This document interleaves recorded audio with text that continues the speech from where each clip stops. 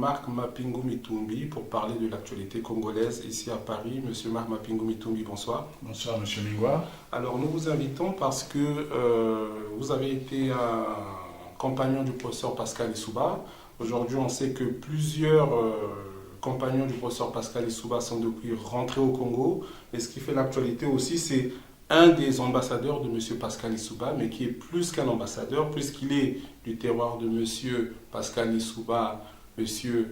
Marcel Makome, donc ancien ambassadeur du Congo au Cameroun sous Pascal Lissouba, qui a pris une initiative sous prétexte qu'il était fatigué d'être en exil pour demander aux membres de la diaspora de participer à un éventuel dialogue.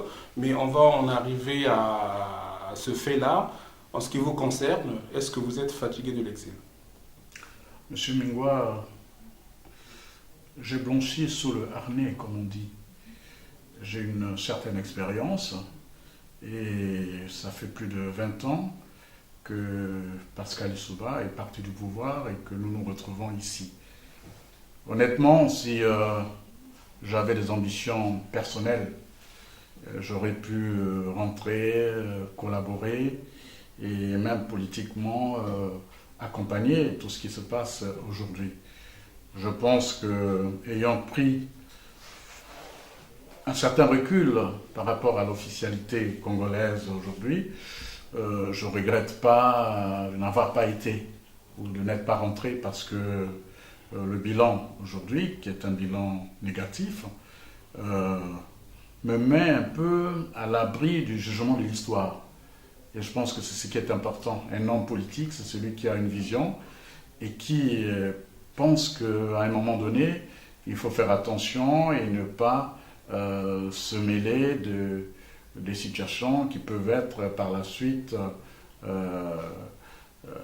très très reprochables pour vous-même, pour votre progéniture et pour l'histoire du pays. Oui, mais est-ce que vous ne pouvez pas vous engouffrer dans la proposition de M. Makome pour rentrer au pays, en sachant que M. Denis Sassou Nguesso est encore à Paris? Est-ce que, quelque part, vous ne pourrez pas profiter avec d'autres, bien sûr, pour discuter et rentrer au pays, comme le propose M. Marcel Makome, que vous connaissez bien?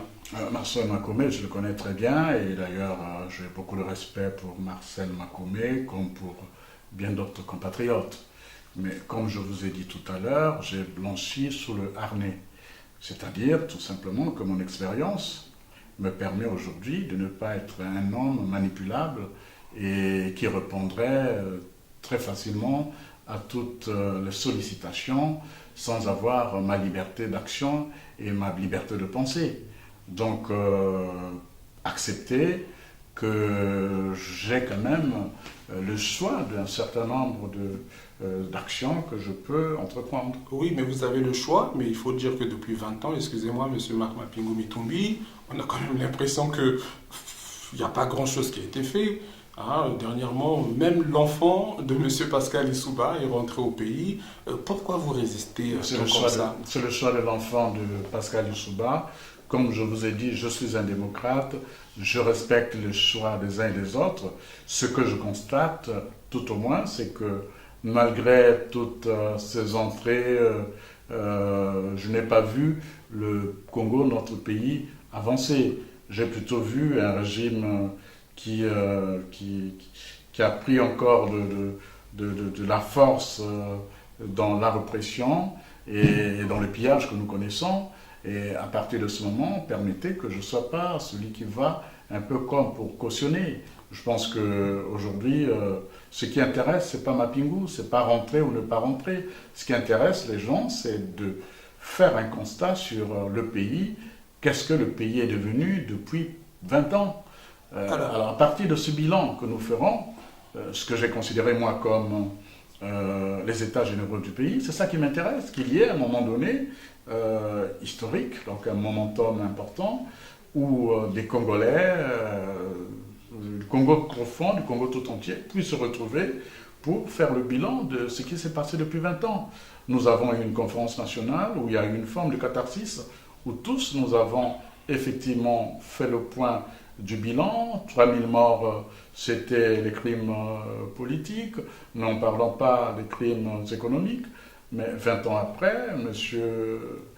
Sassou Nguesso dirige ce pays depuis un moment, nous pouvons aussi refaire le bilan. Mais cette fois, malheureusement, on n'aura plus que 3000 morts. On aura Chakona, on aura les disparus du beach, on aura les bombardements dans le pool.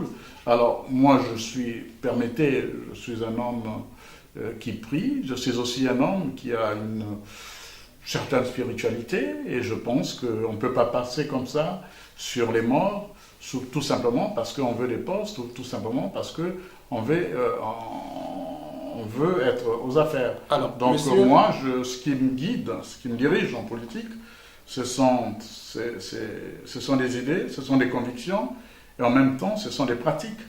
J'ai envie que l'on me dise qu'est-ce qui a changé depuis plus de 20 ans pour que j'aille mettre ma tête dans un système qui est finalement un système aux abois. Alors, dites-nous clairement, parce que moi j'ai eu des retours, hein, M. Makome a appelé plusieurs personnes. Je peux dire ici que moi, Mingwa, n'a pas été invité à ces rencontres-là. Mais vous êtes malheureux ?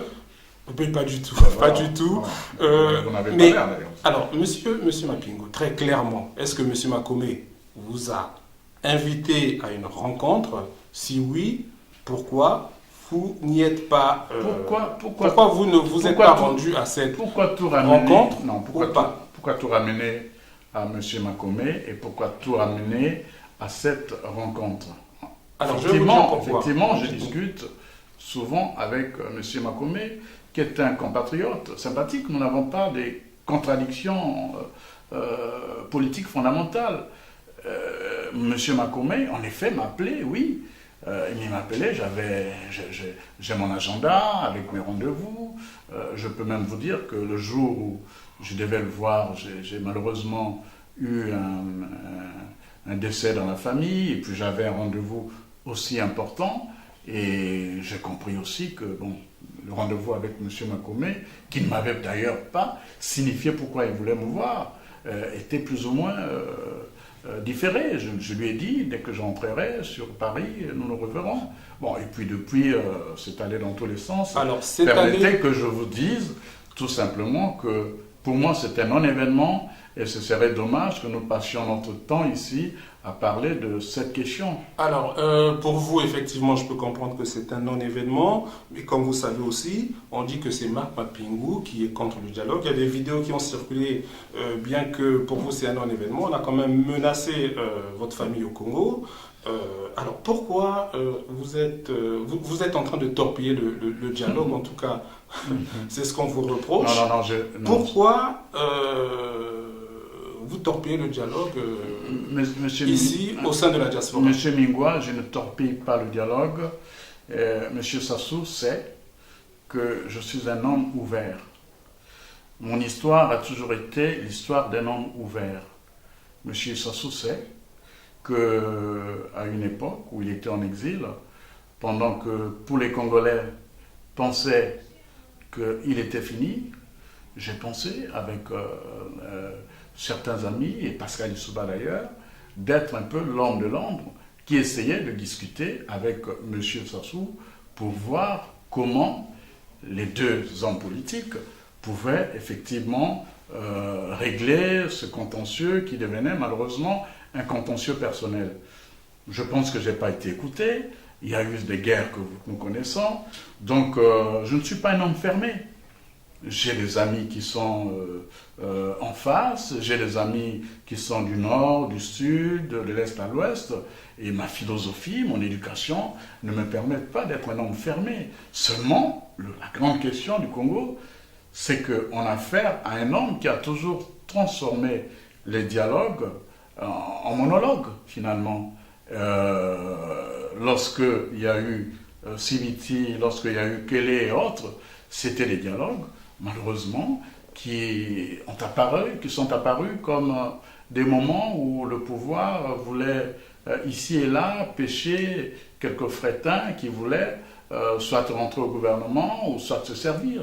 Donc à partir de ce moment, c'est un dialogue qui ne m'intéresse pas. Ce qui m'intéresse aujourd'hui, c'est que Sassou et ses hommes, notamment ceux qui ont dirigé ce pays ces derniers temps, nous expliquent pourquoi il y a eu des bombardements inutilement dans le pool.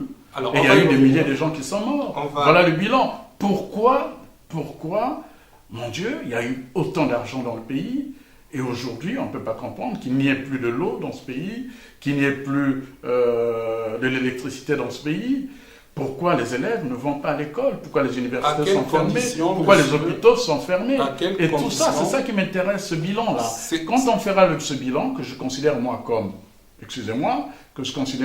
les états généraux, à partir de ce moment, le pays, je dis bien le pays d'une manière générale, aura fait un bond. Mais ce n'est pas une affaire individuelle, ce n'est pas une affaire de Mapingu, on n'est pas dans le bricolage, on est dans les affaires du destin d'un pays.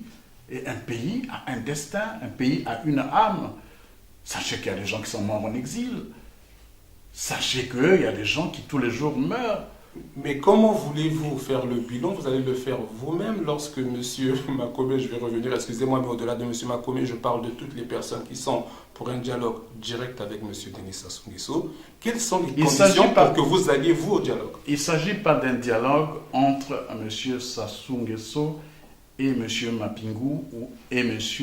Makome ou quelques anonymes. Je le dis modestement, qu'est-ce que je représente par rapport aux 4 millions d'habitants qui sont au Congo? Je ne représente rien, il faut qu'on arrête d'être là un peu comme pour pêcher à la ligne. C'est une politique qui est dépassée, celle-là. Aujourd'hui, nous avons des vraies questions. Nous avons un pays qui est dans la banqueroute, nous avons un pays qui souffre, et des Congolais qui souffrent sont sur le terrain. Nous avons des prisonniers politiques, nous avons quelqu'un comme Okombi Salissa, nous avons quelqu'un comme Mokoko qui est en prison.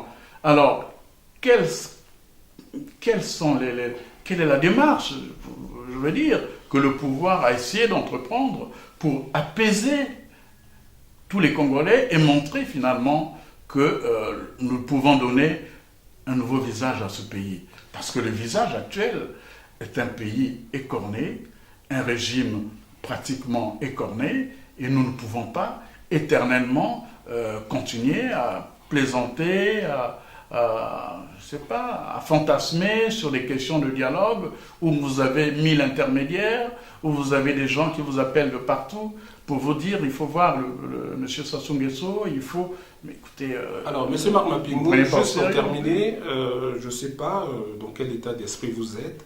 Quand vous reproche, non, là on va clôturer cette séquence-là.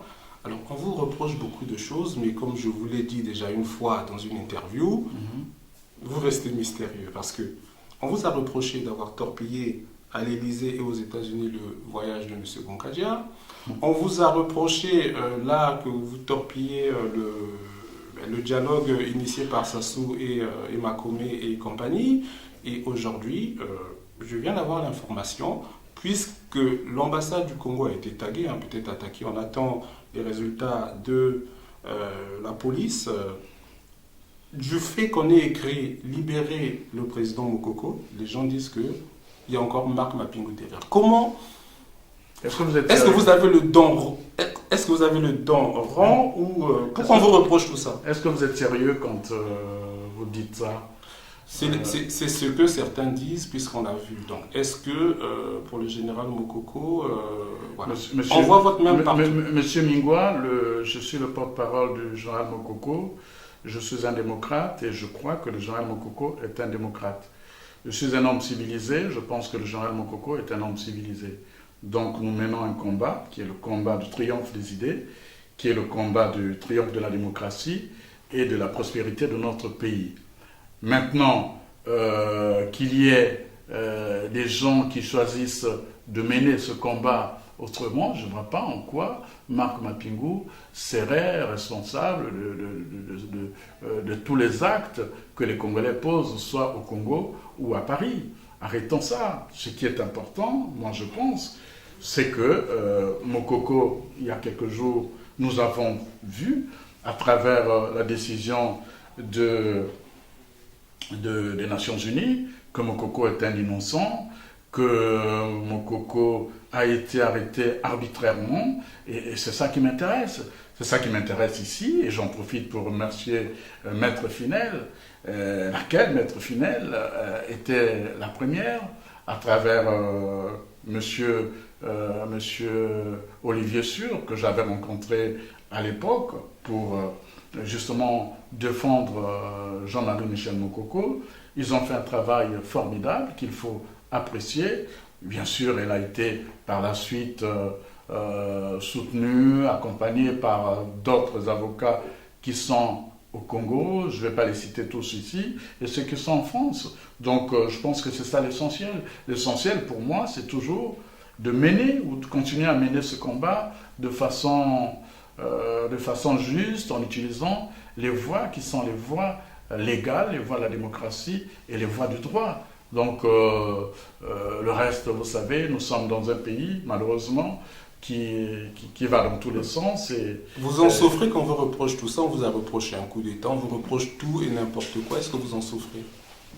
J'en souffre quand... Je sais que vous êtes très philosophe. J'en souffre quand les coups viennent quelquefois des gens avec lesquels nous nous battons et qui, pour des raisons politiciennes ou de positionnement, veulent naturellement m'abattre. Oui, de ce point de vue, j'en souffre. Mais comme je vous ai dit, que je suis assez cuirassé pour comprendre depuis que, hélas, ça fait partie du jeu politique.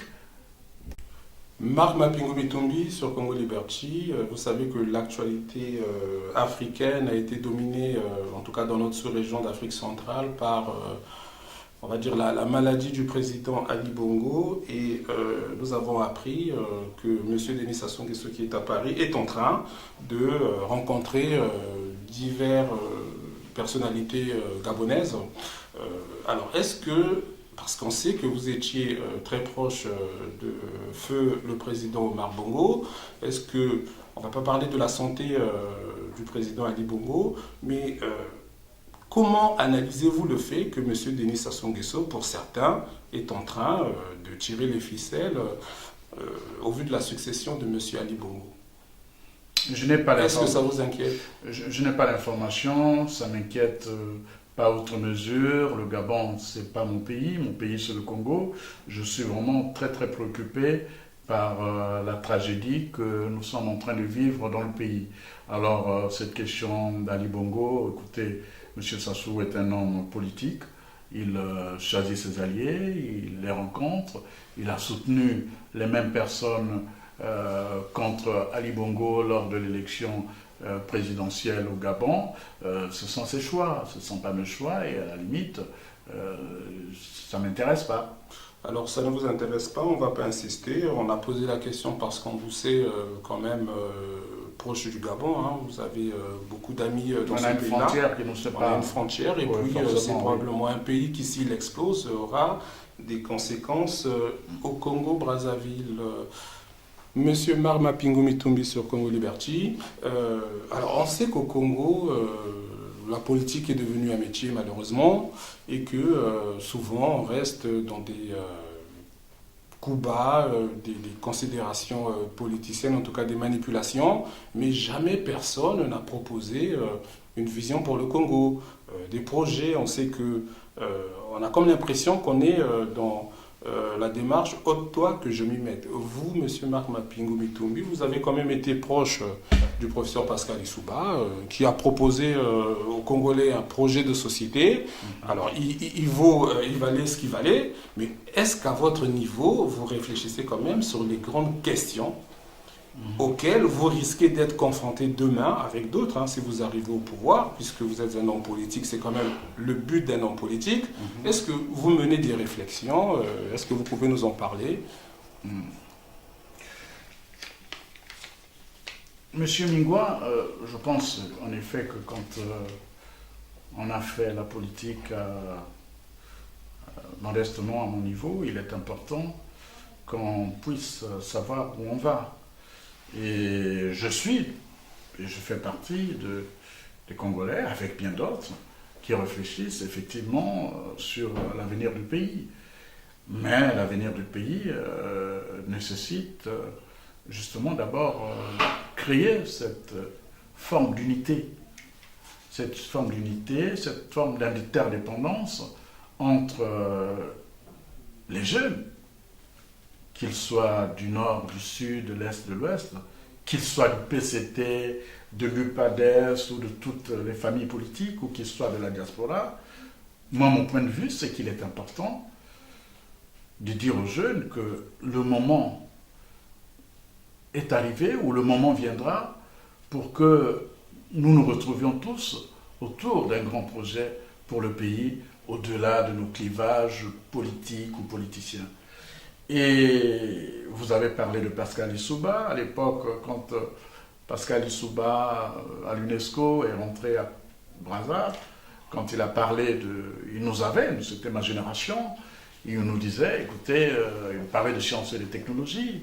Nous étions, beaucoup d'entre nous ont rêvé à cette époque, et on pensait effectivement qu'il y avait des compétences dans le pays pour réaliser ce projet-là.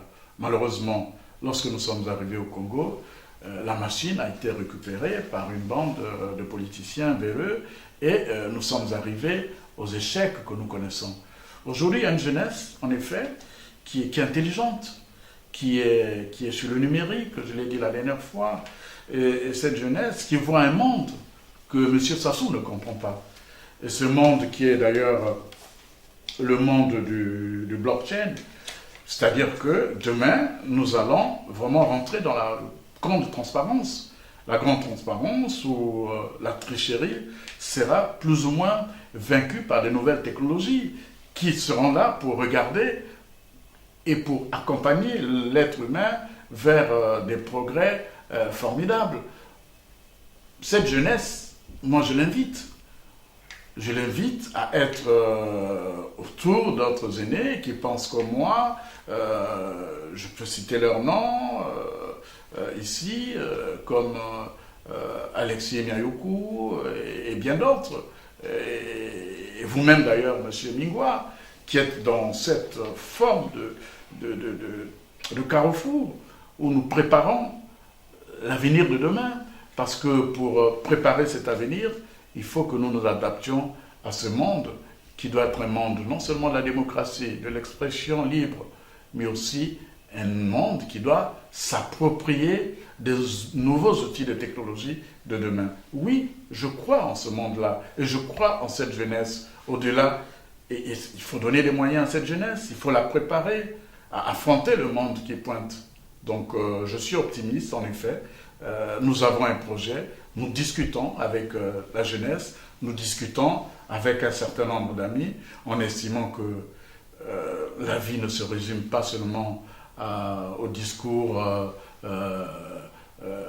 théorique, fallacieux, mais la vie de demain se résume quand même aux propositions que nous allons faire pour le pays. Alors, vous êtes en train de nous dire, M. Marc Mapingou, que vous êtes en train de réfléchir en parallèle sur le combat politique qui est la restauration de la démocratie au Congo-Brazzaville, sur les grands enjeux de demain du Congo, c'est-à-dire que, j'ai pas envie de dire dans les mois qui suivent, est-ce que vous serez en capacité, par exemple, de nous dire quelle est votre vision du Congo, tout simplement, ou qu'est-ce que vous comptez faire demain si vous arrivez au pouvoir sur des questions cruciales comme l'armée, comme la santé, comme l'éducation. Est-ce que autour de vous aujourd'hui, il y a des intellectuels congolais ou autres qui réfléchissent à ça?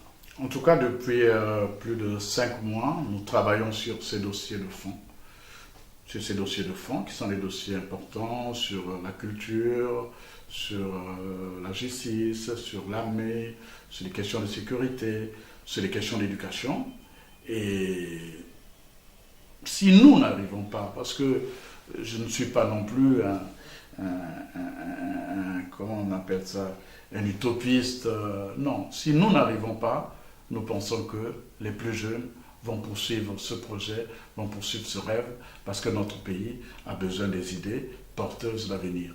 Donc, en effet, nous avons une banque de données qui intègre toutes ces préoccupations pour notre pays, et cette banque de données servira et doit servir au pays. Bien sûr, il faut des leaders pour diriger cette bataille-là, et je crois que nous sommes prêts. Maintenant, je comprends pourquoi, hélas, nous avons toutes les méchancetés, toutes les injures, toutes les provocations, tous les mensonges. C'est normal, nous faisons la politique Et ce qui est important, comme disait Nietzsche, hein, tout ce qui ne tue pas nous rend plus forts. Et nous sommes de plus en plus forts parce que nous savons que la vérité est de notre côté et en dernière instance, cette vérité triomphera pour le pays et pour le bien-être de tous les Congolais. Monsieur Mingwa, pour revenir sur cette question, en fait, le débat de fond, c'est la refondation du Congo. Et pour cette refondation, depuis un moment, nous réfléchissons avec certains amis qui sont sur le terrain et qui sont même à l'étranger, aux États-Unis, au Canada. Et nous pensons que l'heure est arrivée pour que demain, les fils de ce pays repartent, comme toutes les diasporas, soutenir des projets importants pour le développement de leur pays. Ça, c'est un fait.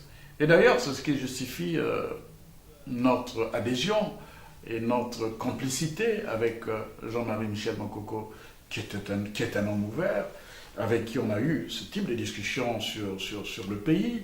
Et d'ailleurs, il était très exigeant. Il disait toujours que je veux bien, mais il faudrait bien que dans le pays, dès les premiers jours, quand je viendrai, il faudrait qu'il y ait une forme de transition où il y aurait où nous ferions justement les états généraux du pays pour donner la chance au pays en regardant le pays tel qu'il est, c'est-à-dire regarder les erreurs d'hier, rectifier ce qui a rectifié, apporter ce qui a apporté et bâtir à nouveau ce pays qui est le nôtre et qui ne peut en effet être demain prospère que s'il est apaisé et réconcilié et si toutes les compétences du pays sont réunies pour le bâtir. Et moi je crois à ce rêve encore et je crois que même si Mokoko est malheureusement en prison, ceux qui sont dehors, qui ont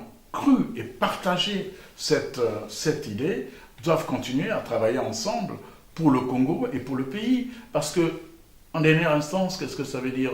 Moi, je peux sortir d'ici et puis vous apprendrez que je ne vis plus. Mais les échanges que nous avons, les idées que nous avons ensemble peuvent être, bien sûr, des idées immortelles parce qu'elles doivent servir la bonne marche du pays. Marc Mapingou Mitumbi, nous arrivons au terme de notre émission. Est-ce que vous avez rapidement un mot à ajouter? Vous avez écrit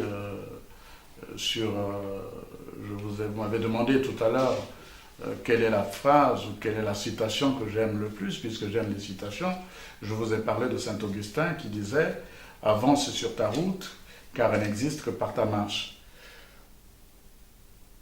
Nous sommes à un moment où tout le monde parle de marche. Et cette marche, nous devons la faire ensemble et nous devons avancer.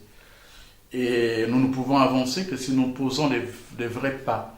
Les vrais pas sont les pas de la réconciliation, de l'unité, d'un climat apaisé. Et ces pas, j'ai envie de les mener, les poser avec tout le monde.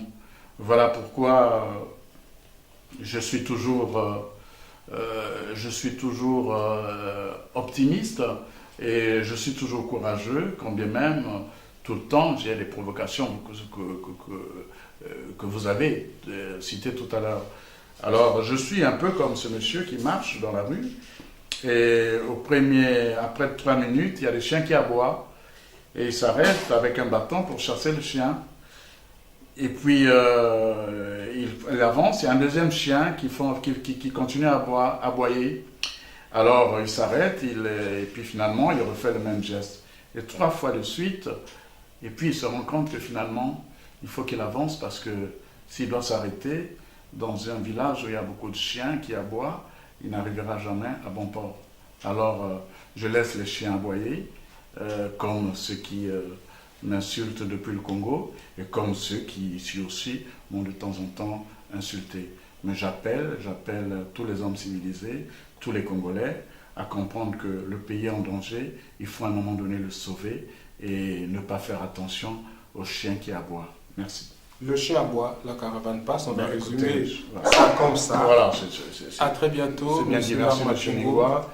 Je vous souhaite une bonne soirée et merci surtout de m'avoir invité à cette période où il y a où on fête l'armistice, et voilà, symbole de la paix, de l'unité, de réconciliation, de la fin des guerres et donc de la fin des conflits. Mais le véritable conflit que l'être humain a, c'est le conflit avec lui-même. Il faut que des gens s'élèvent pour comprendre que tant qu'on ne s'élève pas, on ne peut pas construire des pyramides. Merci. Merci à vous, Monsieur Marc Mapingu Mitumbi. À très bientôt. À très bientôt.